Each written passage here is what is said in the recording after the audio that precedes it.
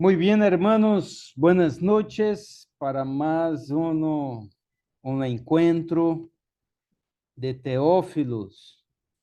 Hoy nosotros vamos a recibir un chalista muy especial, Jorge Carbonelli, que es casi un teólogo. Le falta solamente el título, pero el tipo sabe demasiado. Le da muchos cursos bíblicos. Yo incluso hice con él.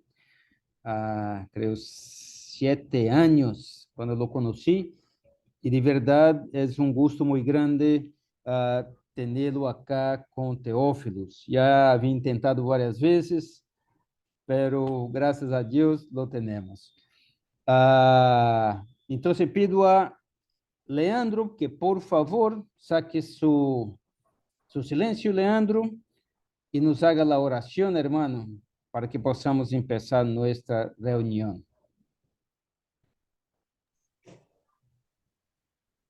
Bueno, en el nombre del Padre, y del Hijo, y del Espíritu Santo. Amén. Señor, nuevamente estamos aquí reunidos para revisar nuestros conocimientos, que hemos avanzado bastante en él, y la comprensión que tenemos ya es muy grande y bastante aceptable de lo que es el reino de Dios.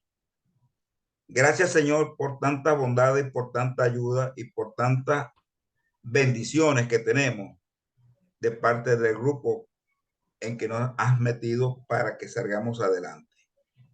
Te damos gracias por todos los que participamos y esperamos la mayor comprensión, y que el Espíritu de Dios, el Espíritu Santo, nos imparta sus bendiciones para aceptar con humildad todos los conocimientos que podamos adquirir. Gracias, Señor, por todo. En el nombre del Padre, y del Hijo, y del Espíritu Santo. Amén. Amén. Gracias, Leandro, por esa bella oración, hombre. Bueno, yo paso entonces la palabra a nuestro hermano Jorge Luis Carbonelli. Ya hizo la presentación. Entonces, de lleno, Jorge, es con usted, hermano. Muchas gracias por tu participación.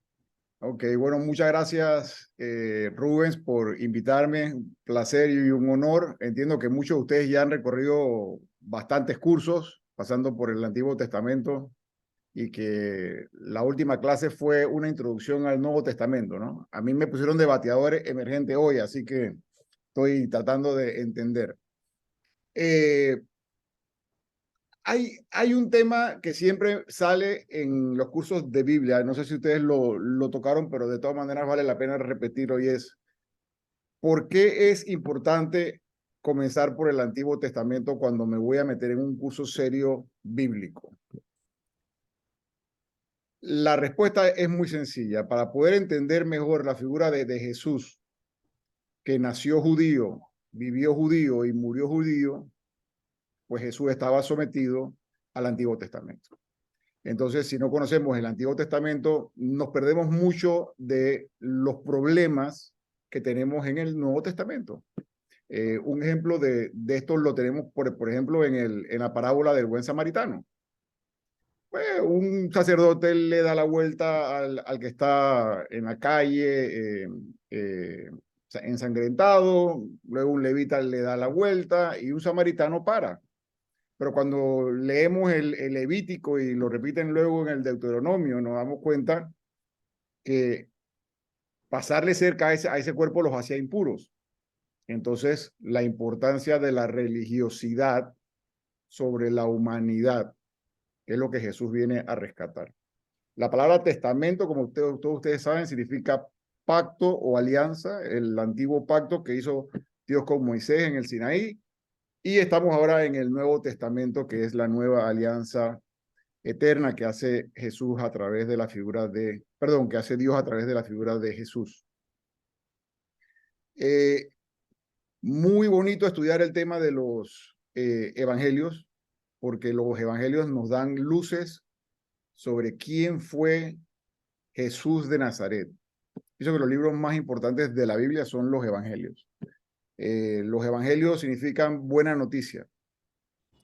La palabra evangelio se utilizaba por el Imperio Romano para referirse a las grandes figuras cuando pasaban grandes eventos. Cuando había un gran evento, por ejemplo, el cumpleaños de Rubens, eso era un evangelio, una gran noticia.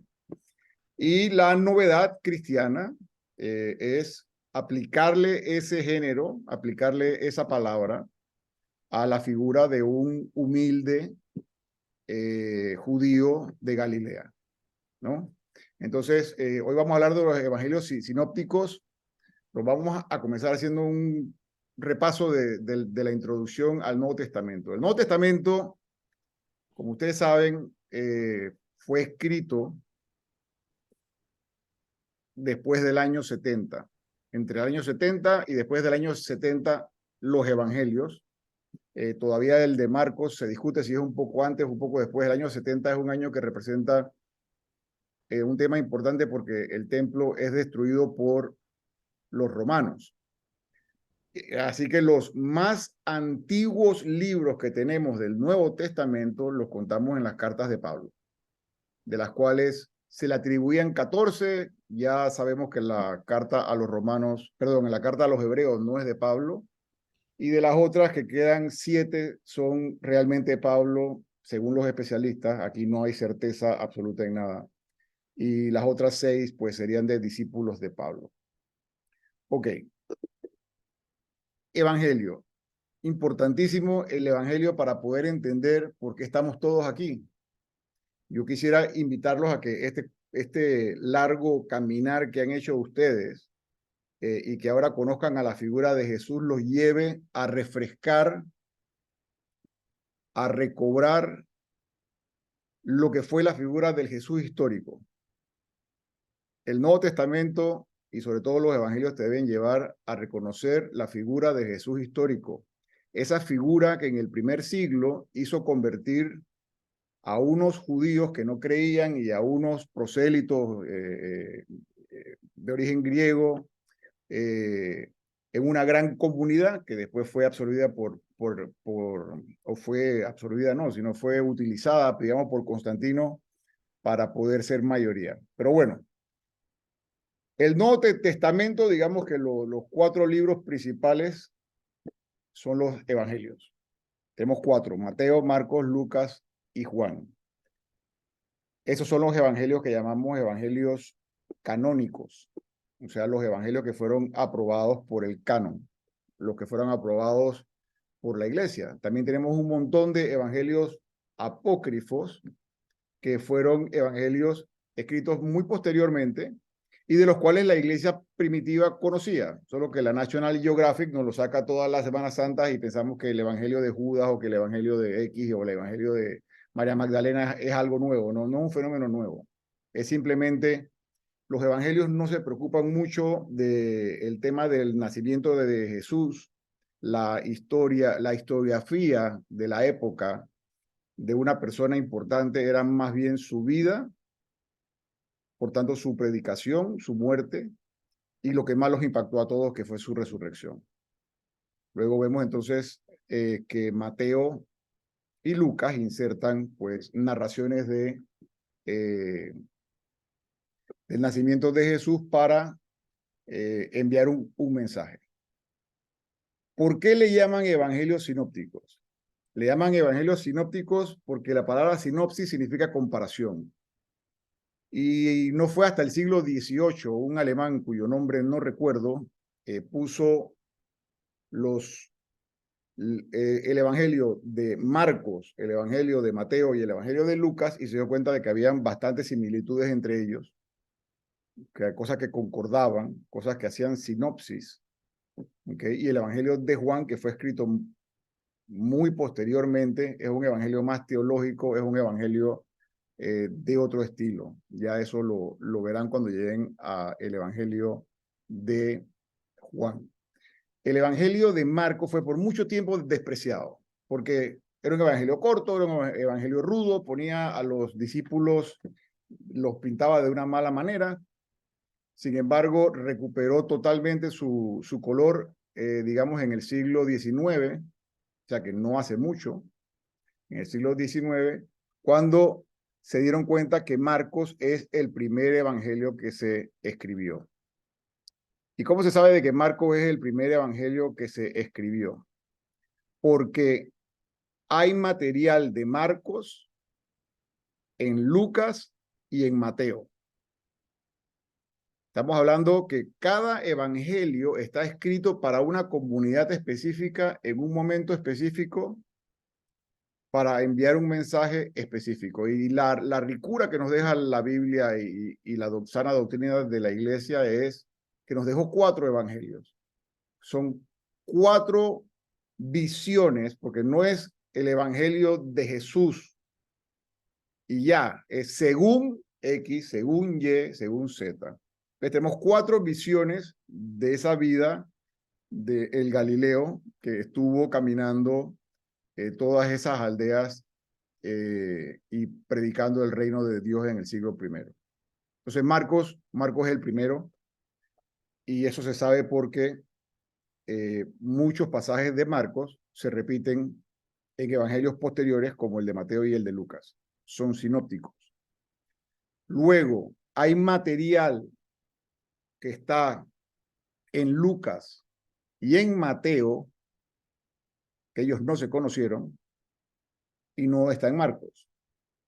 Entonces comenzaron a reconstruir ese material, y ese fue un material que es todavía más antiguo al Evangelio de Marcos, y se llama Q. ¿Por qué le llamaron Q? Porque le llamaron la fuente. La fuente, y en alemán es Quell, y Quell significa fuente. Por eso que le dicen la fuente Q, la fuente. Pero bueno, era una colección de dichos y hechos del Señor, que se datan más o menos a la época de las primeras cartas de Pablo. O sea que son bastante cercanas a los hechos. Eso está presente en lo que es Mateo y en lo que es Lucas. Y a su vez, entonces, Mateo tiene material propio y Lucas tiene material propio.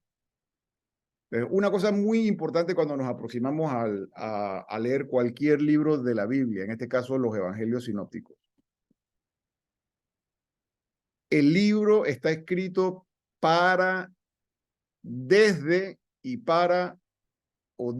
y hacia una comunidad específica que está viviendo un problema específico en un momento específico.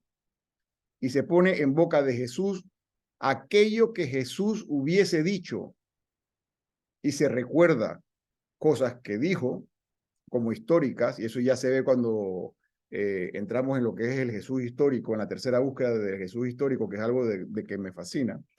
Y es importante esto porque de esa forma nosotros podemos también actualizar el mensaje el día de hoy. El Evangelio de Marcos, la tradición lo data más o menos, como les dije, hacia el año 70. Puede ser antes de la destrucción del templo, que fue en el 70, puede ser un poco después de la destrucción del templo, pero lo datan en Roma. Así que su audiencia son los romanos.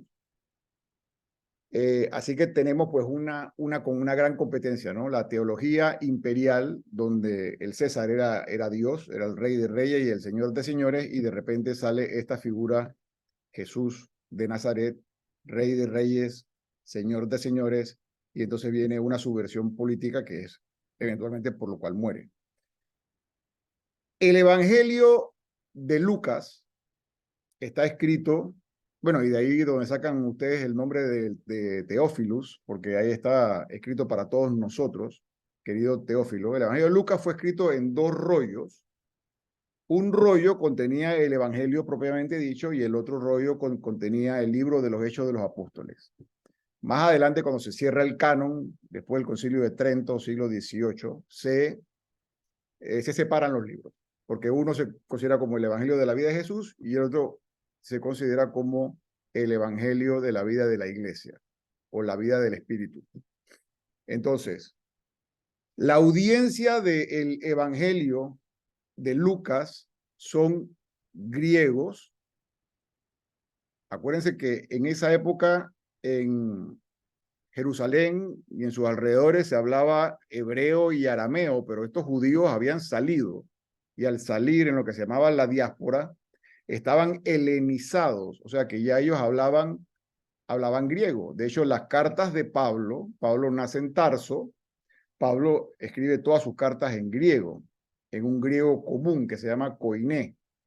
Pero no nos vamos a estar perdiendo tiempo en eso, pero es importante porque la forma de pensar griega es mucho más parecida a la nuestra que la forma de pensar oriental o semita, que es más el Evangelio de Mateo. El Evangelio de Mateo está dirigido hacia una comunidad judía, hacia una comunidad judía que cree en Jesús. Entonces, en Jesús como el Mesías. Por eso ustedes verán, y le estoy dando simplemente rasgos generales porque yo sé que ustedes todos son estudiosos y se van a meter a leerlos. En el Evangelio de Mateo se habla del reino de los cielos. ¿Por qué se habla del reino de los cielos? Y esto era bien importante para un judío en esa época. Porque nombrar, o sea, nombrar a Dios era algo que no se podía hacer. En cambio, Lucas, que le está hablando a personas que vienen del paganismo, a personas que vienen de la cultura griega, él no tiene ningún problema en llamarle el reino de Dios. ¿Ok? El reino de Dios. Otra diferencia que podemos ver claramente es en el Evangelio de Mateo, tenemos el famoso Sermón del Monte. No quiero confundirlos, pero ese Sermón del Monte es el mismo que el Sermón de la Llanura, según todos los especialistas del Evangelio de Lucas. Ahora, Lucas no se preocupa en hacer que Jesús suba a un monte, porque eso no significaba nada para los griegos a los cuales él estaba escribiendo. Sin embargo, en la Biblia, y ustedes ya lo vieron en el Antiguo Testamento, subir al monte es el lugar del encuentro con Dios. ¿Ok?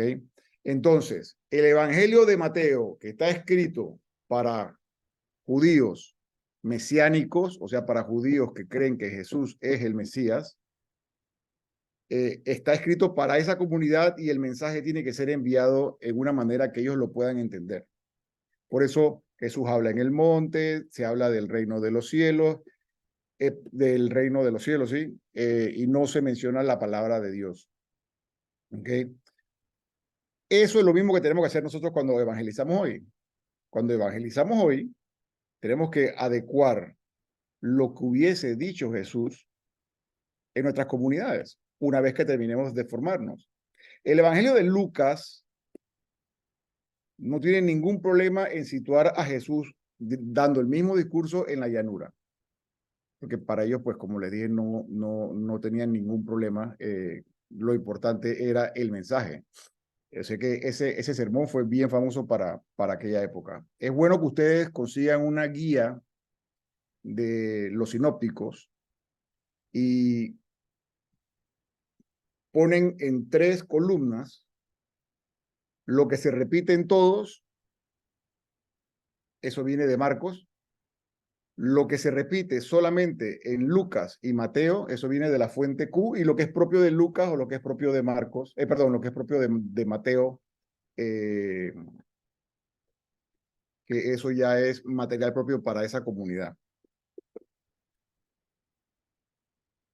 La importancia, nuevamente, de estudiar el Nuevo Testamento, la Nueva Alianza, es, y nosotros como iglesia, no sé si me estoy saliendo un poco del tema aquí, pero nosotros como iglesia tenemos que recuperar la frescura de la figura de Jesús de Nazaret, de aquel Jesús que caminó en el siglo I. Las fuentes primarias que utilizan los especialistas para la búsqueda de ese Jesús histórico son los evangelios. Son los evangelios, y hay fuentes, obviamente, fuentes no cristianas, ¿no? Pero entonces, bueno, y el cuarto evangelio, que es el evangelio de Juan, es un evangelio ya más teológico, un evangelio más elaborado, ya quiere dar otro mensaje, un evangelio que fue escrito hacia finales del siglo I, principios del siglo II, y ustedes ya verán ese evangelio más adelante. Así que, haciendo un pequeño resumen, porque yo sé que lo van a leer y nada va a ser más rico que poderlo leer. el Antiguo Testamento, la Antigua Alianza, la leemos para poder entender mejor la figura de Jesús. Porque Jesús, y muchas veces se nos olvida, era judío. Pablo era judío. Todos los que estaban en el Nuevo Testamento eran judíos. Los discípulos eran judíos. Lo que pasa es que tenían una manera de interpretar la ley, que fue lo que Jesús vino a aclarar, ¿no? En el sermón del monte, por ejemplo, para Mateo es muy importante que Jesús es el nuevo Moisés.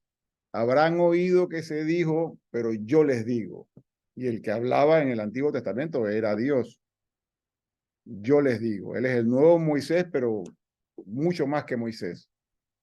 Entonces, misericordia quiero y no sacrificios. Al final del día, yo creo que es lo más importante. No sé si hay alguna pregunta. ¿Alguien quiere aportar algo? Ya que no quiero que esto sea un monólogo. Nadie. Bueno, Bueno, yo nada más una inquietud así como que, porque yo soy una pues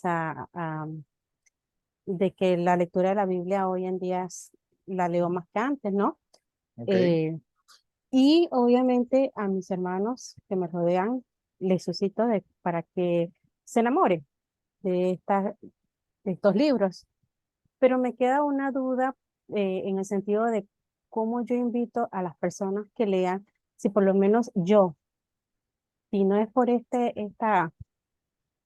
grupo, no tomo en cuenta la cultura, la historia, todas estas cositas que, que hacen que uno entienda mejor lo que se escribe.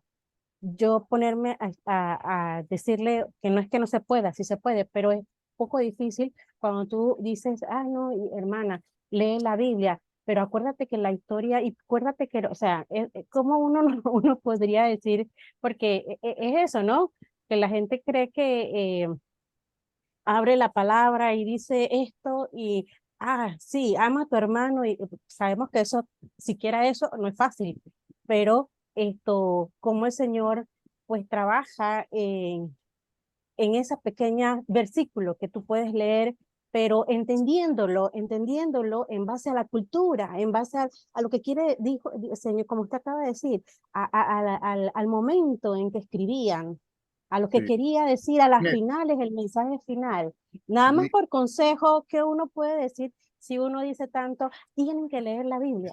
esa es una excelente pregunta que nos lleva a un tema extremadamente importante y que me imagino que ustedes ya hablaron, pero que se los voy a repetir. Es muy importante tener una buena Biblia católica.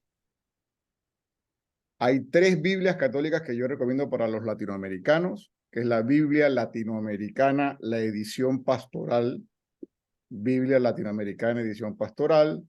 Tenemos la Biblia del peregrino, que es, pero la versión latinoamericana, que creo que se llama Dios camina con su pueblo, que tiene una cobertura verde.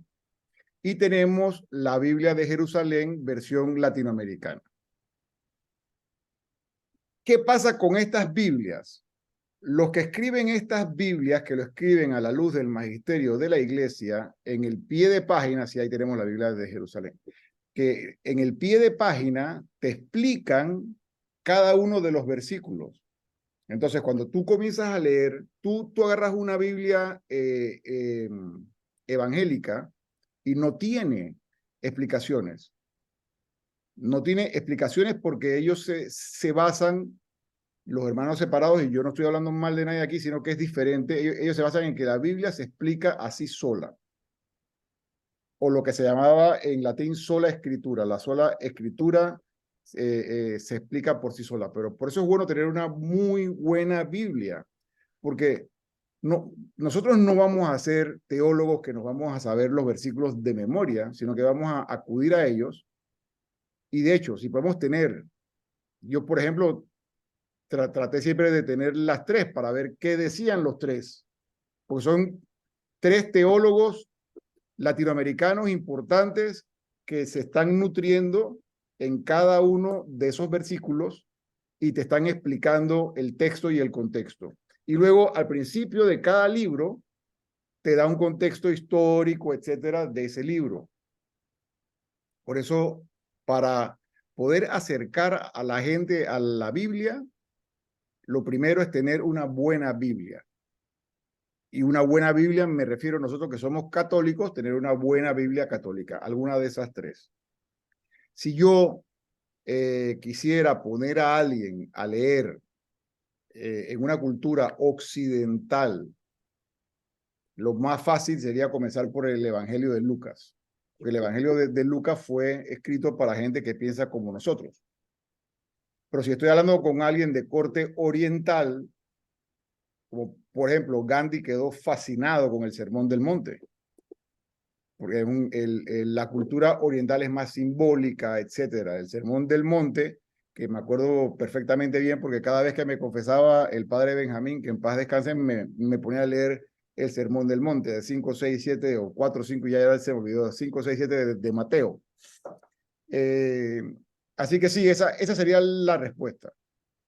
Luego, en la librería San Pablo hay guías muy breves sobre cómo leer la Biblia. Y son guías católicas. Entonces, yo pienso que una de las cosas que no debemos hacer es enredarnos leyendo Biblias Reina Valera o Biblias Dios habla hoy, que cuando vemos lo que escribe el magisterio de la iglesia aprobándola, estamos hablando de 1974. Y esa Biblia ha tenido un montón de revisiones. No sé si con eso contesto, pero es lo que yo recomiendo. Hermano, María Osorno levantó la mano. Yo creo que quiere hacer una pregunta. María. ¿Cómo no? Sí, yo estoy tratando de ubicarme como en el tiempo. Ajá, Aquí empezamos como era en el año 70, o sea, en el año 70 después de Jesucristo. correcto. Así, ok. Entonces, estos Marco, Mateo, Lucas, ellos vivieron fue como en esa época. Eran comunidades que creían en el Mesías, que son posteriores a esa época, sí. Y, Lucas y Mateo se datan, eso no se puede saber con exactitud, hacia el año 75, 80, por ahí. y Juan sí era el mismo. Juan Juan, era el mismo de la época de Jesús y 70 años después. ok, Todavía Juan es sí. el último evangelio y la mayoría de los especialistas lo datan hacia finales del siglo I. Vamos a ponerle el año 100. Ok, pero tengo una duda. En Sí, esa época, pues uno tenía entendido que la gente era muy analfabeta. correcto. Entonces, ¿realmente ellos escribieron los evangelios o había escribas o cómo era el asunto? ¿Y Mire, en qué escribían? eso es una muy buena pregunta. Vamos a remontarnos, por ejemplo, al Antiguo Testamento, de que es más rico en años. El Antiguo Testamento comienza hacia el 1200 antes de Cristo. Se comienza a escribir la historia del pueblo de Israel. Una serie de tribus que están presas en Egipto son liberadas. La tradición es oral. Mire, en la época de Jesús había muchos que te recitaban la Biblia de la A a la Z. Eso es algo que hemos perdido nosotros porque obviamente tenemos un montón de medios para para poderla leer y para poderla interpretar. Pero no fue hasta el año, en el caso del Antiguo Testamento, 1200 antes de Cristo, no es hasta el año 800 con Salomón que comienzan los primeros escribas a poner por escrito todas estas tradiciones que se van transmitiendo oralmente de generación en generación.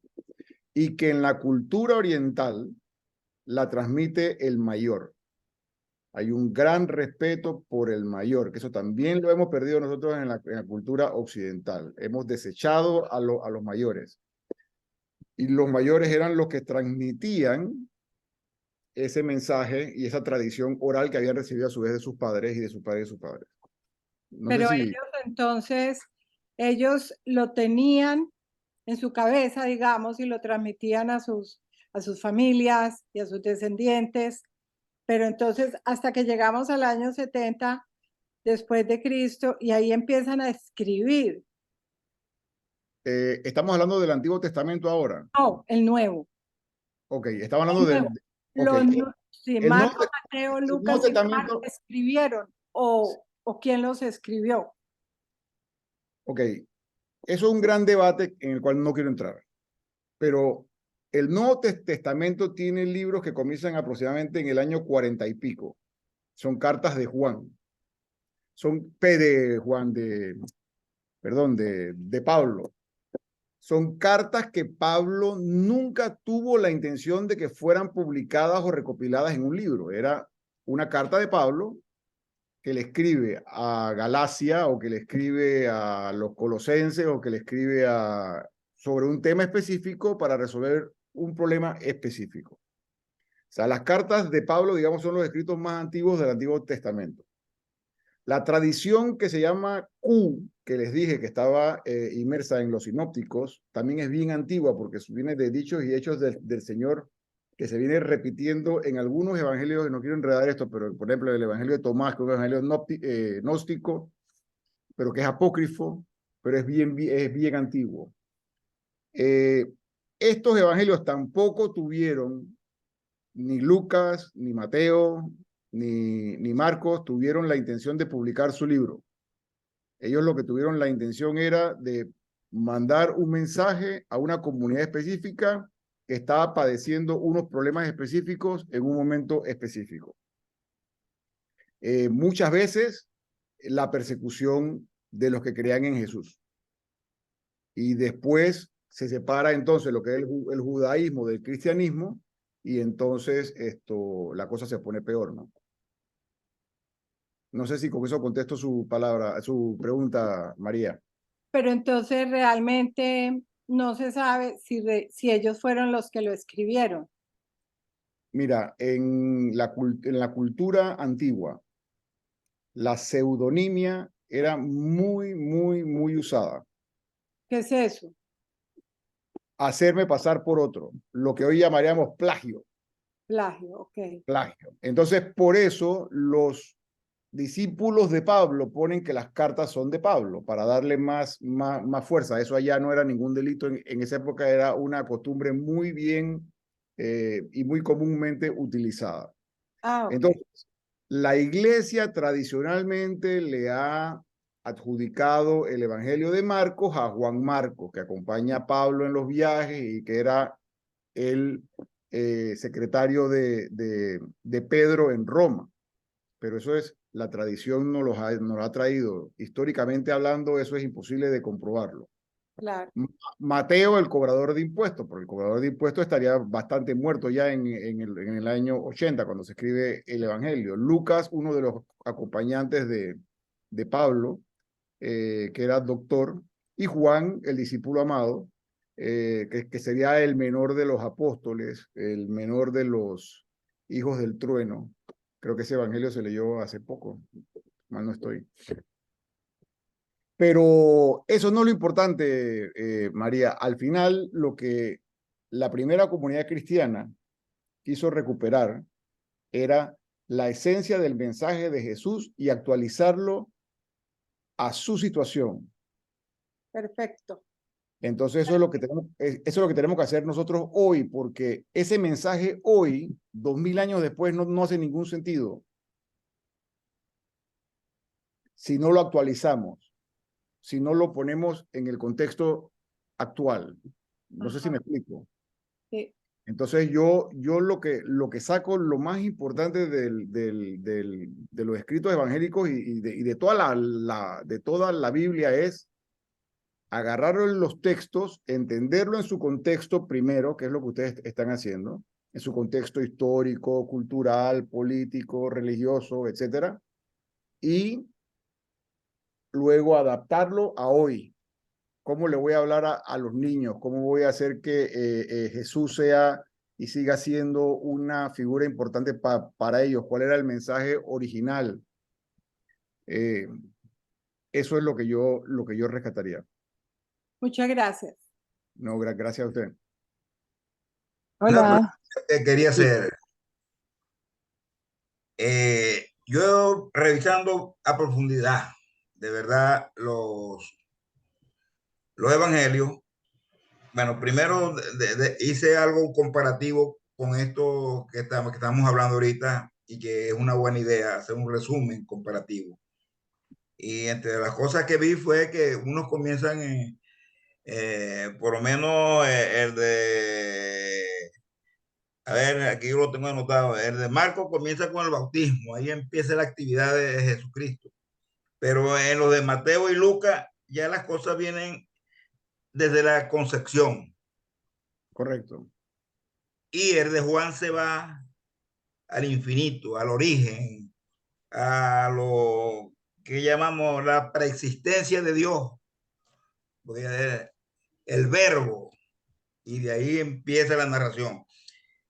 Uno leyendo a profundidad esto se da cuenta de lo que usted decía, que va dirigido a las ciertas cosas, ciertas comunidades o ciertos detalles.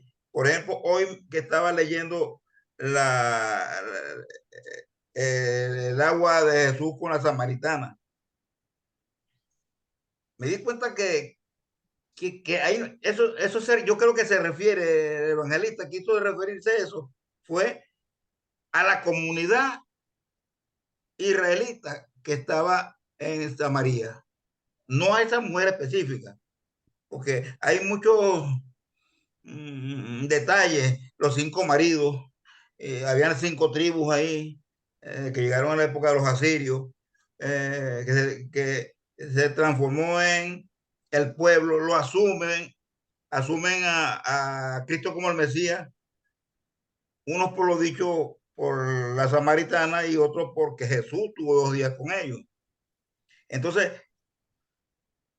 ahí me llama la atención, ese pedacito me llama la atención, o me llamó la atención, porque yo dije, esto es un simbolismo. ¿El de la samaritana? Sí, Sí, me claro. pareció que eso, a lo mejor no sucedió, pero es un símbolo de la conversión de un pueblo prácticamente, nuevamente creyendo en el Mesías. Ok, Así bueno, lo vi yo. para seguir lo que Lisette preguntó hace un rato, uno tiene que ubicarse un poco en lo que es la historia bíblica. Después de Salomón, el hijo de Salomón y su general, o sea, Roboam y Jeroboam, dividen el reino y se convierte el reino del norte y el reino del sur. El reino del norte es absorbido por Asiria. De esos no regresan tantos judíos. Y obviamente el templo y la línea davídica sigue en el sur.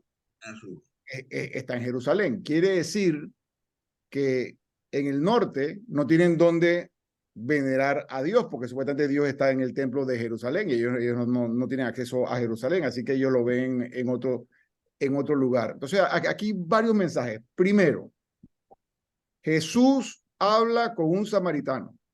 Eso para un judío era impensable. Eso Los era judíos prohibido. odiaban a los samaritanos y viceversa. De hecho, cuando los judíos, o sea, los de Judea, los del sur, regresan y reconstruyen el templo o hacen el segundo templo, los samaritanos se ofrecen a ayudar y no los quieren, no quieren matrimonios mixtos, no quieren saber nada de eso. El primer tema es ese. El segundo tema es las personas en esa época iban a recoger el agua a primera hora de la mañana, el agua fresca.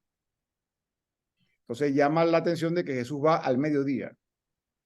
Quiere decir que estamos hablando de una mujer pecadora, una mujer que no quería que nadie la viera. Por eso la escena se da al mediodía. El tercer escándalo es que vemos que la mujer no valía nada en esa época. Entonces Jesús habla no solamente con una samaritana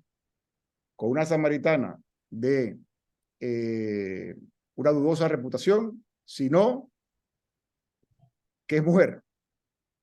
¿Ok? Ya tenemos esos tres elementos, pero Jesús le dice claramente en el Evangelio, cuando ella le dice, ¿y dónde vamos nosotros a honrar a Dios? ¿Dónde vamos a alabar a Dios? Dijo, llegará el momento que ni en Jerusalén, ni en Corosaín, sino en el corazón. Y ahí viene el real mensaje de ese pasaje. Por eso es importante el Antiguo Testamento para poder entender la riqueza que tienen todos estos pasajes, ¿no? Sí, señor. Hola, buenas noches. Buenas noches. Bueno, yo tengo un comentario y una pregunta.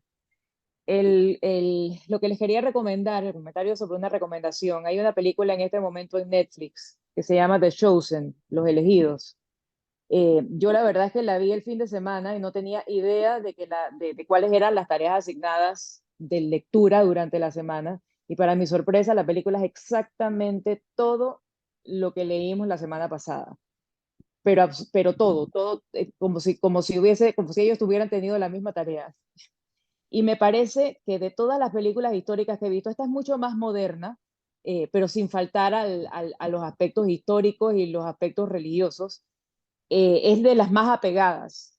Cuando yo leía cada lectura asignada por día, de verdad que podía situarme gráficamente en el lugar, porque la serie esta lo hace muy bien.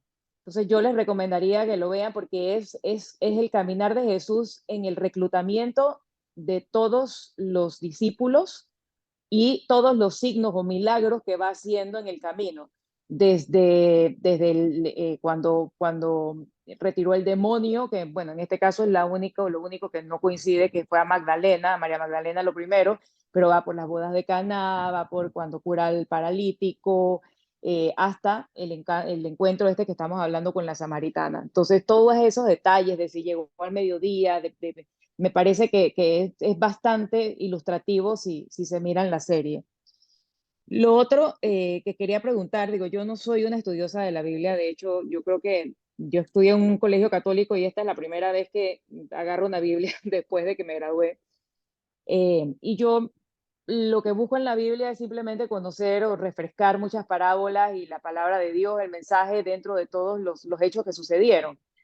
Pero me sentí un poco, no sé si aburrida es la palabra o porque las lecturas de la semana pasada era como repetitivo, ¿no? O sea, saltaba de Lucas para irme a Mateo y era lo mismo, quizás palabras menos, palabras más. Algunos, por ejemplo, uno hablaba cuando Jesús se encuentra con Simón Pedro, con su hermano Andrés, con Juan, con Santiago, cómo los recluta cuando ellos están en las barcas, frustrados porque no pescaron nada. Entonces, en uno de ellos solamente menciona el hecho para resaltar cómo los conoció, pero en otros dos, creo que me parece, sí entran en el tema de que les dijo tiren las redes y ahí es entonces la sorpresa de la pesca abundante.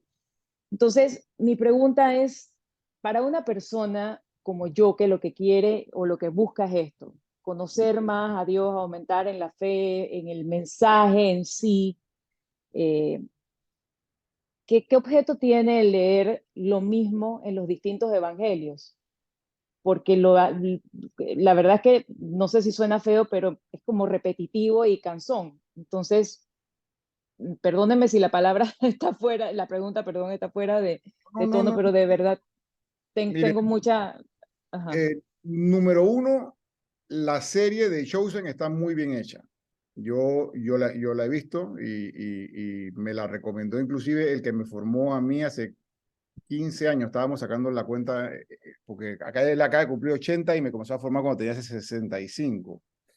Sí, está muy bien hecha. Obviamente hay cosas que están fuera del tema, pero lo importante es el mensaje, ¿no? Lo importante es el mensaje. En cuanto a que no tengo idea de las lecturas, porque como no estoy en el grupo y estoy bateando de emergente hoy, ahí sí me coge un poquito fuera de base, pero si la están poniendo a leer lo que dice un evangelio y el otro, y es lo mismo, pues esas son las concordancias de que se dan entre los evangelios.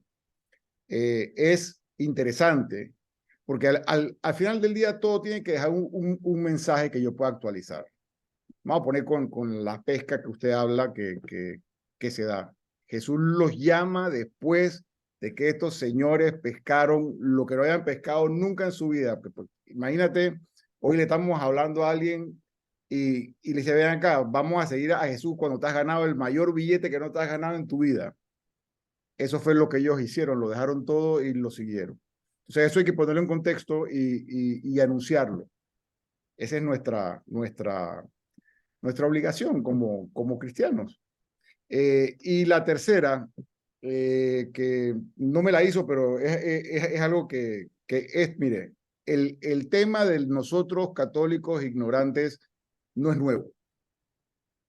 En la conferencia del Episcopado Latinoamericano y del Caribe, el CELAM, que se dio en Aparecida, y si leemos la de Santo Domingo y leemos, o sea, todas se repiten. El católico tiene que formarse porque no puede transmitir lo que no sabe. Entonces, ahí se habla de por lo menos una introducción a la Biblia, de por lo menos una introducción a la cristología, pero nosotros hemos cargado eso y aquí me voy a hacer eco de lo que Leandro dijo del cuarto evangelio, que el verbo se hizo carne y que nadie te entiende eso.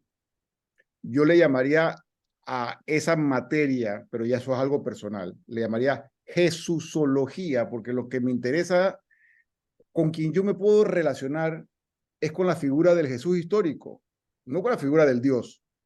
A Dios nadie lo conoce. En el mismo cuarto evangelio lo dice. A Dios se conoce a través de la vida de Jesús. Así que por ahí amarra muy bien con lo que está diciendo usted del tema de The Chosen, que tiene muy buenos mensajes. Al final del día lo importante es ese mensaje. Ese mensaje fue tan rico y tan bien recibido que históricamente cuando Jesús muere y resucita, se calcula históricamente, esto es, aquí no hay certeza absoluta, aquí lo que hay es mayoría de especialistas, que habían 400 discípulos. 3 siglos después habían 6 millones. No habían redes sociales. Estaban perseguidos. Estaban martirizados. Estaban viviendo aparte. Entonces quiere decir que algo realmente les llamaba la atención a ellos de estas primeras comunidades. Por eso la tercera clase que recomendaban en Aparecida era la eclesiología o la historia de la iglesia. Y yo pienso que es bien importante la historia de la iglesia al principio, la historia de la iglesia primitiva es vital. ¿Por qué era tan atractiva la historia para ellos? Era una forma de vida, no era una lectura, no era algo que los aburría, sino era algo que ellos vivían, algo que transmitían. La seguridad social se inventó, lo primero que se conoce en ese cristianismo primitivo. Había mayoría de mujeres en las comunidades cristianas por una sencilla razón. En la cultura romana, tener una hija era una desgracia y la dejaban tiradas en los basureros. Y los cristianos las recogían y se las llevaban a las comunidades y repartían lo que tenían entre ellos. No es que eran perfectos, pero es increíble cómo esto nace de 400 a 6 millones en 3 siglos contra todo pronóstico, ¿no? Entonces, por eso sí, yo espero que después de Chosen den algún tipo de película que vaya enfocada hacia ese cristianismo primitivo. Que ese cristianismo primitivo es el que comienza escribiendo estos evangelios o narrando estos evangelios para resolver problemas que tenían en ese momento y después los problemas fueron cambiando en el siglo II, siglo III. No sé si contesto su pregunta. Sí, gracias. Ok, ¿alguien más tiene alguna pregunta, comentario? Solamente hacer un comentario, Jorge. Y de verdad agradezco a la hermana que hizo el comentario anterior. Primero, no hay ninguna pregunta que sea mala, ¿no? O sea, siempre que tenemos preguntas, y ese es el espacio que tenemos, ¿no? Y es interesante, y ese es el tema de hoy, ¿no? que los mensajes en cada evangelio, en los 4 evangelios, pueden repetirse y pueden nos parecer de alguna forma aburridos, porque nosotros quizás no tenemos un poquito más de conocimiento para entender por qué el mensaje y cuál es la diferencia exacta de cada evangelio, o sea, para cuál comunidad estaba siendo dirigido ese evangelio, ese mensaje.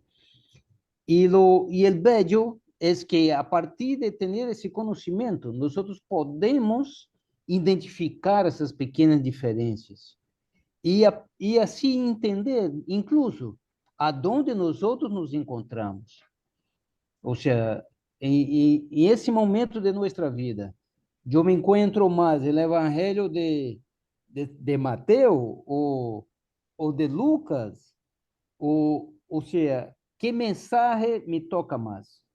Porque aunque ellos, de alguna forma, son similares, se parecen, pero hay pequeñas diferencias. Hay pequeñas diferencias que nosotros muchas veces no logramos identificar. Y creo que eso es un desafío, porque ahí, metido en ese mensaje, hay un tesoro quizás escondido para nosotros. Y Mira, agradezco su pregunta, su comentario, hermano.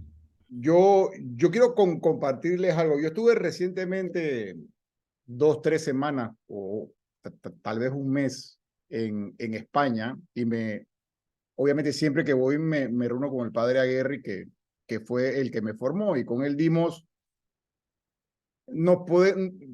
3 años o 4 años de teología. Leímos cualquier cantidad de libros de la historia del pueblo de Israel y a él le encantaba leer y discutir conmigo y y yo soy obsesivo, entonces pues no metimos en el tema. Pero él tenía 65 años, era el año paulino, en el 2008. Por eso ese año paulino significa mucho para mí, porque fue la época donde yo comencé a estudiar. Esta vez que me senté con él, me dice, mira Jorge Luis, no te olvides que al final del día nos van a juzgar si amamos o no amamos. Después de tanto estudio y después de tanta teología y después de tanto, tuve hambre y me diste de comer.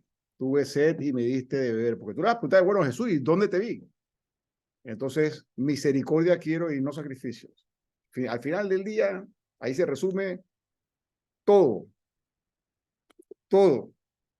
No es tan difícil, bueno, perdón, no es tan difícil resumirlo, es difícil hacerlo. Y sobre todo cuando dicen que ames al enemigo, bueno, imagínate. Pero esos libros nunca pensaron que iban a ser publicados. ¿Ok? El canon se comienza a dar en el siglo II porque las iglesias usaban un evangelio o usaban el otro evangelio y los evangelios más usados fueron los que quedaron. Y también eran los evangelios que se decían que eran lo más antiguos, así que traían tradición apostólica. Pero yo no me enredaría mucho. Cada cosa me va dando al final del día misericordia. ¿Por qué Jesús se le acerca a la samaritana? Porque le tiene misericordia. ¿Por qué Jesús, las parábolas, para qué están construidas? Las parábolas están construidas para generar polémica. Eso no lo olviden. Detrás de una parábola hay una polémica. Si Por eso es que es importante el Antiguo Testamento. Como les dije hace un momento, la parábola del buen samaritano, imagínense ustedes. Es como que yo les dijera a ustedes, el párroco de ustedes pasa y vio a Rubén tirado bueno, pero Rubén no, vio a un musulmán terrorista tirado en el piso, le dio la vuelta y se fue. Y después pasó Rubén, le dio la vuelta y se fue. Y después vino un tipo que no sabía nada de temas interreligiosos, lo recogió, lo llevó y ta. Eso en el público tuvo que haber creado un montón de furor, ¿no? Porque nada menos y nada más que un samaritano era el que había recogido al tipo y los religiosos fueron los que le dieron la vuelta. Al final del día, la religiosidad o la institucionalización de la religión daña el mensaje. Y el mensaje es sencillo. El mensaje es, hay que amar al prójimo, hay que dar de vestir al que está desnudo, hay que dar de comer al hambriento, etcétera, etcétera, etcétera. Y por eso es importante conocer la figura de Jesús. Están entrando en los evangelios para eso. Y no pretender, como ustedes mismos dicen, miren, la única manera de poder llegar a una interpretación rica, rica, rica de los evangelios es aprender griego, a leerlo. Entonces ustedes comienzan a interpretar. Entonces mejor confiemos en todos aquellos teólogos católicos que nos han traducido el Nuevo Testamento, de ese Coiné hasta acá. Inclusive lo comparan con los textos coptos que se han encontrado y concuerdan. Esa es una de las grandes maravillas de que tenemos, que la Biblia se ha mantenido bastante fiable. En lo que se encontró en el Qumran, lo más importante fue que el texto de Isaías estaba casi completo y es idéntico o muy parecido a lo que se mantiene en los códices del Vaticano, del libro de Isaías. Entonces es bastante fidedigno lo que nosotros hemos recibido. Pero yo nuevamente me llamó la atención. No pare de evangelizar, Jorge Luis, no te canses, y lo importante es amar. Misericordia quiero, no sacrificio. No comiences a estar viendo eso del cielo y Dios. Nadie conoce a Dios. Tienes que conocer a Jesús. Por eso hay un libro de un padre apellido Pagola que se llama La vida de Jesús de Nazaret o La vida de Jesús, que es una belleza del libro. Es un libro de que yo recomiendo que cuando ya salgan de esto entren en el libro de Pagola. José María Pagola, creo que se llama algo así. Es jesuita. ¿Alguna otra pregunta? No hay ninguna otra pregunta. Aló. Sí. Bueno, Ángel. yo honestamente en esta cuestión de que conocer a Dios, que nadie lo ha visto, que no algún día pues será que lo vamos a ver. Pero yo particularmente digo, más que nada tratar de uno y pedir pues al Espíritu Santo justamente el entendimiento, la comprensión de lo que quiere decir en un momento dado la lectura o quien esté pues dando en ese momento, está leyendo la palabra. Entonces ahí es donde yo más me fijo. Inclusive yo tengo algunos padres, ¿verdad?, a los cuales sigo.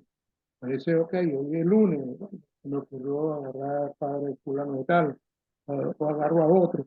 Y de verdad que siempre consigo una interpretación, inclusive agarrando dos padres, ¿verdad?, en un mismo día, cada uno da una interpretación diferente. Y a mí me ha enriquecido mucho, ¿eh? Porque cada quien lo ve del perfil, donde está trabajando, donde está funcionando. Aquel está allá, porque yo soy venezolano y está allá en Venezuela y sabe cómo se bate el cobre, como decimos nosotros allá los maracuchos, ¿verdad? Cómo se bate el cobre allá. Pero habrá otro que es americano y bueno, eso es diferente, ¿no? Entonces, en ese interín es que yo verdaderamente he tratado de comprender un poquito más la vida. Claro, quizás sea ya mi cerebro no está en función de captar todo, de ser aquella esponja de muchacho, y por supuesto me cuesta interpretar y por qué, o se me enreda, o a lo mejor leo y no leo, no estoy Pero lo importante como la fuente o lo que llaman Q son dichos y hechos. Lo que yo interpreto, hacerlo vida. Ahí donde está el secreto y donde está lo difícil. Hacerlo vida. En Maracaibo hay una situación y tienen que predicar de una manera para que esa comunidad te entienda. En Estados Unidos tienen otra manera de predicar porque tienen otros problemas. Y así, al final del día, ok, entiendo el mensaje. Y luego la pregunta que tenemos que hacernos nosotros es, qué hacemos con ese mensaje. Porque yo espero que estos cursos no se queden en cursos y en que todo el mundo se gradúa de aproximación histórica, sí, exactamente. De José María Pagola. Gracias, Gabriela. El Evangelio hay que hacerlo vida. Para eso es que estamos estudiando esto. ¿Ok? ¿Alguien quiere hacer alguna pregunta, comentario? Y como dijo Rubens, nuestro antiguo párroco, decía, ¿cómo una cosa? El que hace una pregunta, no, el que pregunta pasa por tonto una vez, pero el que no pregunta se queda tonto para toda la vida. Pero Una acá pregunta tonta. tampoco pasa por tonto. No, Acá es que, tampoco pasa por tonto. todo enriquece porque al final del día todos tenemos Sí, problemas no. Y es el similares. momento de preguntar, porque nosotros en la verdad no lo sabemos. Aunque ya son las 9 después de las 9, o sea, ya pasamos del tiempo, ya pasamos de verdad del tiempo. Si hay alguna pregunta, que lo haga ahora o, bueno, dejemos para otra oportunidad. Sí, cualquier cosa, Rubens ya me metió en el grupo, le escriben a Rubens. No, directamente a ti. Ahí tienes tu Bueno, contacto. sí, Tú yo estás estoy ahí. en el grupo, me escriben con mucho gusto directamente y en lo que yo puedo contestar, le contestaré y créame que lo que no sé, le voy a decir que no sé. Porque esto es infinito, o sea, es un pozo infinito por eso es que uno se enamora, ¿no? Pero al final del día no hay que perder de vista que lo importante y lo que siempre se pierde es la acción. ¿Qué hacemos nosotros con lo que recibimos?